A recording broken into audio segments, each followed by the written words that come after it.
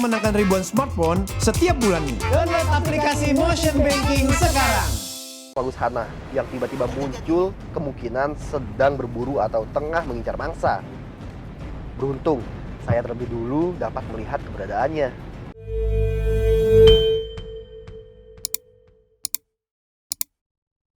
Hutan di sepanjang pantai di sisi selatan Pulau Jawa bagian barat sangatlah terjaga.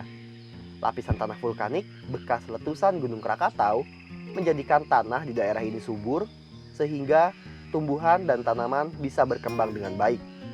Tak terkecuali pepohonan yang ada di dalam hutan.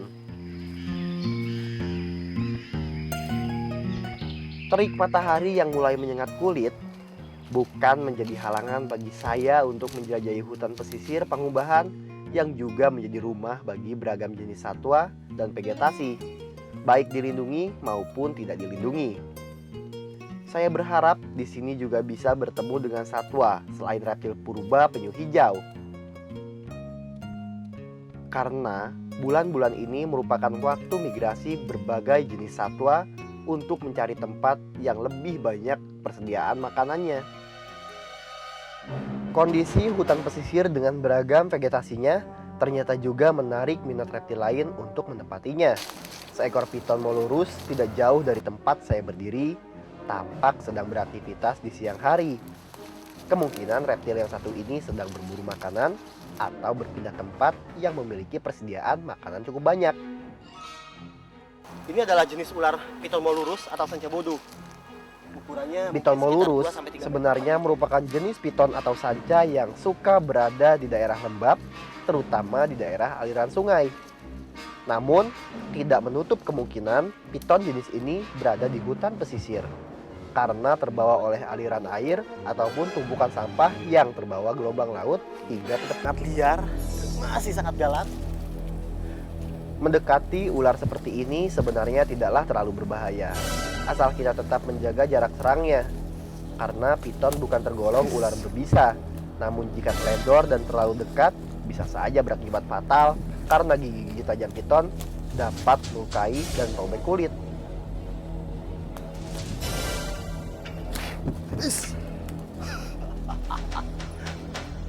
Pada dasarnya, ular tidak akan menyerang manusia bila ular ini tidak diganggu. Tapi ular ini akan menyerang apabila dia merasa terancam. Karena ular mengira manusia adalah objek yang berbahaya baginya. Apalagi kita masuk ke dalam wilayah teritorial atau wilayah dia mencari makan. Otomatis dia akan sangat mempertahankan wilayahnya. Ular ini memiliki taring yang sangat tajam dan berbentuk kail. Jadi ketika dia menggigit, ia akan memasukkan dan menancapkan gigi-gigi aglifanya itu ke kulit, kemudian menarik untuk merobek kulit tersebut. Apabila sampai tertarik, kulit kita akan robek dan kita akan mengalami luka yang sangat parah. Jadi sebisa mungkin bila tergigit oleh ular ini, kita jangan berusaha untuk menarik gigitannya tersebut, tapi kita tahan. Kemudian ujung moncong ular itu sangat sensitif. Kita bisa menggunakan tangan kita untuk mencentil ujung moncongnya itu sekeras mungkin. Biasanya dia kaget. Kalau dia udah kaget, dia akan langsung buka mulutnya terus ngelepasin gigitannya. Nah, kalau misalkan nggak ditarik, mungkin bekas gigitannya cuma titik-titik aja, lubang-lubang kecil aja. Tapi kalau misalkan ditarik, bisa sobek. Oke, sekarang kita bergerak lagi, kita mencari satwa-satwa lainnya yang ada di sekitar sini. Kehadiran piton molurus di hutan pesisir pantai Pangubahan menjadi bukti kawasan ini rupanya tidak hanya menarik minat penyu hijau saja untuk menjadikannya tempat pendaratan. Namun reptil lain juga tertarik untuk menjadikan lokasi ini sebagai habitat karena kondisinya yang cukup mendukung.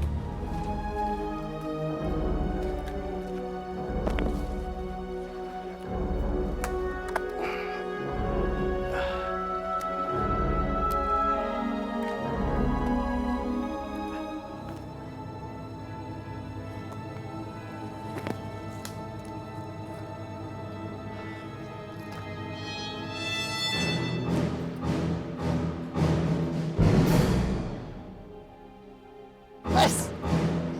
paus hana yang tiba-tiba muncul kemungkinan sedang berburu atau tengah mengincar mangsa. Beruntung, saya terlebih dulu dapat melihat keberadaannya. Pas Panji gigit, ternyata yang di atas pohon itu bukan pion Panji. Ada juga itu tuh, seekor king cobra yang jatuh dari pohon itu ke bawah. Aduh, untung aja Panji lihat. Kalau nggak lihat, Panji kehilangan jejaknya nih. Oke, kita deketin yuk.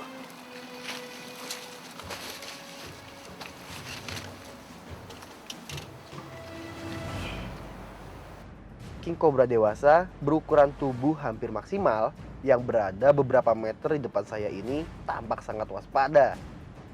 Tatapan matanya lekat mengawasi setiap gerak yang ada di sekitarnya. Predator yang satu ini sepertinya sedang mengincar atau mengawasi sesuatu. Mendekati king cobra, jangan sembrono. Kalau sampai sembrono, kita bisa celaka ya. Karena nih ular bukan ular yang nggak bahaya, nih ini bahaya banget.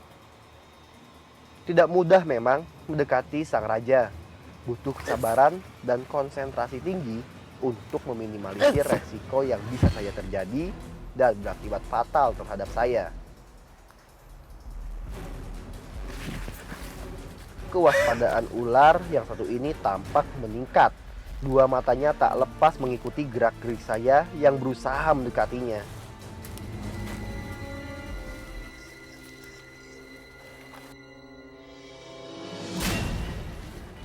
Serangan dan gertakan dari sang predator menandakan ia tak senang saya dekati. Keberadaan saya di dekat king cobra bisa dianggap mengganggu karena telah memasuki teritorialnya. Semakin didesak, predator yang satu ini semakin agresif menyerang. Hal ini merupakan ciri khas dari king cobra yang dikenal sangat disiplin menjaga dan mempertahankan daerah kekuasaannya. Bahkan tak jarang, ular king cobra bertarung hingga mati demi mempertahankan kekuasaannya. Ular ini sangat agresif banget. Dia menganggap siapapun yang ada di sekitar sini adalah pengganggu baginya. Ular king cobra merupakan ular pemakan ular. Dia akan sangat agresif bila bertemu dengan ular lainnya. Karena selain dia mempertahankan teritorialnya, dia juga merupakan ular petarung. Dan ketika lawannya mati, ular ini akan memakan lawannya bulat-bulat dan dalam kondisi utuh.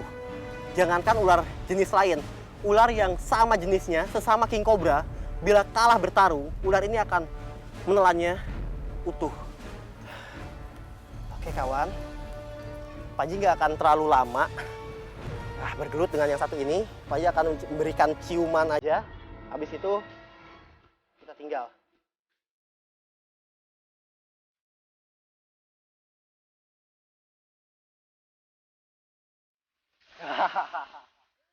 Rupanya satu ini memberikan Panji kesempatan nih.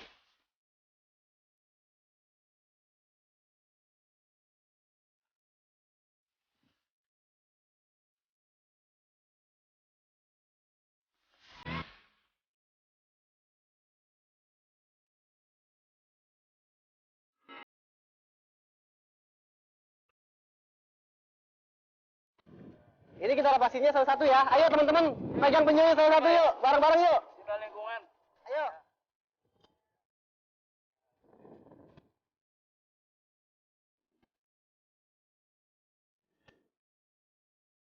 Pantai Pangubahan menjadi salah satu bukti